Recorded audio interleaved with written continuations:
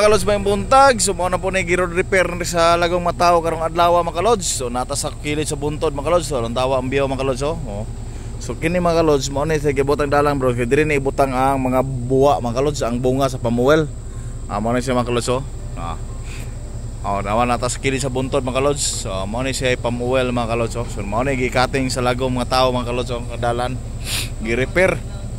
So itong gikatingan gamay mga kalods, gamay kay dalan sa tuwang panakaan gamay. So siyempre naman, di mo silbi hindi pakita ni Lagong Mataw sa video kay magyon ni storage. So daghang kay salamat sa inyo mga kalod sa paglantaw sa video sa Lagong Mataw kayo. Thank you very much to all people. Thank you.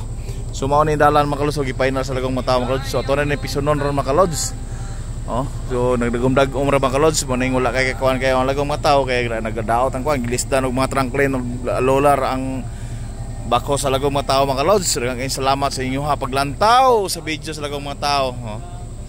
So mao ni siya ay pamuwel rin sa Malaysia mga kalods. So kining kuan gikating ning dalan diri mga kalods sa bukid kay kana siya mga kalods pag harvest na diri na ipambutang.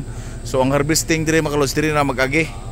Marong sayon ra pag-agi sa harvesting mga kalods mao ning kuanan dalan. So daghang kay salamat sa inyo pag like comment sa video sa Lagong Mataw mga kalods sa YouTube channel. Thank you very much.